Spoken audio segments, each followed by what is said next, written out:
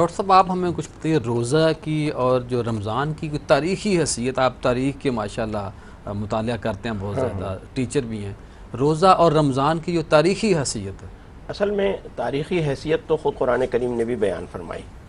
اور یہ کہا کہ یا ایھا الذین آمنوا کتب علیکم الصیام کما کتب علی الذین من قبلکم،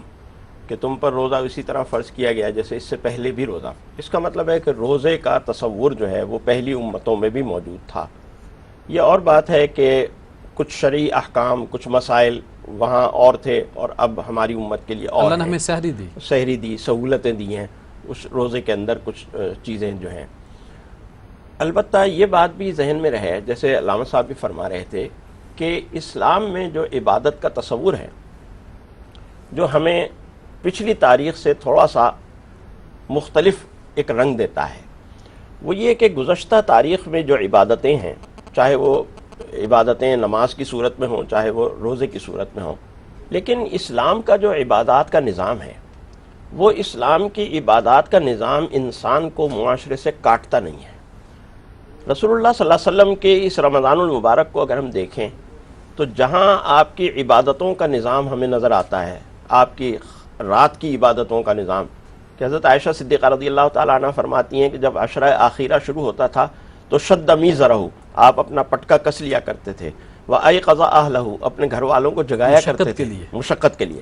اور وَأَحْيَا لَيْلَهُ، اور اپنی رات کو زندہ کیا کرتے تھے۔ یعنی یہ رات کا زندہ کرنا ہے، رات کو جاگنا، رات کو عبادت کرنا۔ وہ راتیں ہیں کہ جس میں عام راتوں میں بھی فرشتے صدا لگاتے ہیں، تیسرا جو اللہ تعالیٰ صدا لگاتا ہے، علم مستغفر فاغفر له، الا علم مستغفر فاغفر له، کہ ہے کوئی مغفرت کا طلب کرنے والا میں اس کی مغفرت کروں۔ تو اس اعتبار سے، لیکن ساتھ ساتھ وہ جیسے علامہ صاحب نے بھی حوالہ دیا کہ کالریح المرسلہ، فرماتی ہیں حضرت عائشہ کہ رمضان المبارک میں رسول اللہ صلی اللہ علیہ وسلم کی سخاوت ایسے ہوتی تھی جیسے تیز آندھی چل رہی ہے۔ یعنی آپ کا جو معاشرتی ربط تھا اور معاشرے سے تعلق تھا، وہ معاشرے سے تعلق اس رمضان کی صورت میں کٹتا نہیں تھا۔ یوں نہیں تھا کہ بھئی معاشرے سے بالکل میرا تو روزہ ہے، میں اب نہ کسی سے بات کروں گا نہ کسی سے کلام کروں گا، ایسا نہیں ہے۔ معاشرے سے جو آپ کا ربط اور تعلق ہے وہ مسلسل قائم ہے، اور وہ بڑھ جاتا تھا۔ اس صورت میں بھی قائم ہے، پھر اس صورت میں بھی قائم ہے۔ رسول اللہ صلی اللہ علیہ وسلم نے فرمایا کہ جو شخص کسی دوسرے کو روزہ افطار کرائے گا، اللہ تعالیٰ اس کے روزے کا ثواب بھی اسے دے دے گا، حالانکہ اس کے روزے کے ثواب میں کوئی کمی نہیں آئے گی۔ صحابہ نے عرض کیا رسول اللہ، ہم میں سے ہر ایک کے پاس تو اتنی استطاعت نہیں ہے کہ ہم دوسروں کو روزہ افطار کروائیں۔ آپ نے فرمایا کہ یہ ضروری نہیں ہے کہ پورا کھانا کھلاؤ، ایک آدھی کھجور سے یا آدھے گلاس پانی سے بھی کسی کا روزہ کھلوا دو گے تو اس کا بھی تمہیں ثواب ملے گا۔ اس کے معنی یہ ہے کہ رسول اللہ صلی اللہ علیہ وسلم یہاں یہ بات بتلا رہے ہیں ہمیں کہ ایک ایسا شخص بھی ہے کہ جس نے روزہ رکھ تو لیا ہے، لیکن روزہ رکھنے کے بعد اس کے پاس کھولنے کے لیے آدھی کھجور بھی نہیں ہے،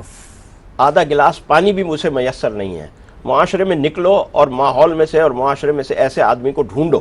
کہ جس کے پاس، بیچارے کے پاس روزہ کھولنے کے لیے ایک آدھی کھجور بھی نہیں ہے، اسے اپنے ساتھ بٹھاؤ اور اس کا روزہ کھلواؤ۔ تو یہ ایک معاشرتی ربط اور معاشرتی تعلق، اور اسی طرح صبر کا مہینہ قرار دینا، یہ بھی ایک معاشرتی ضبط اور معاشرتی نظم قائم کرنا،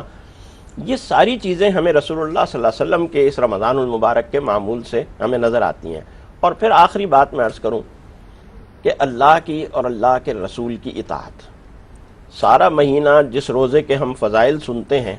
وہی روزہ یکم شوال المکرم کو حرام ہو جاتا ہے، گناہ کا باعث ہے۔ کوئی فلسفی اگر یہ کہے یہ کیا بات ہوئی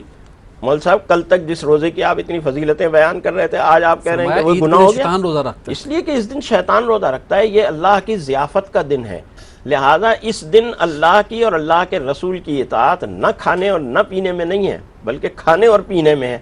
لہذا اصل بات نہ کھانا یا نہ پینا نہیں، اصل بات کھانا یا پینا بھی نہیں، اصل بات ہے اللہ اور اللہ کے رسول کی اطاعت، اور اس اطاعت کی یہاں ہمیں مشق کرائی جا رہی ہے اس پورے ماہ مبارک کے اندر، اور ہمیں اس طرح اس مشق کو کرنا چاہیے کہ آئندہ 11 مہینوں میں بھی ہمارے لیے یہ اسی طرح کا پیش خیمہ ہو۔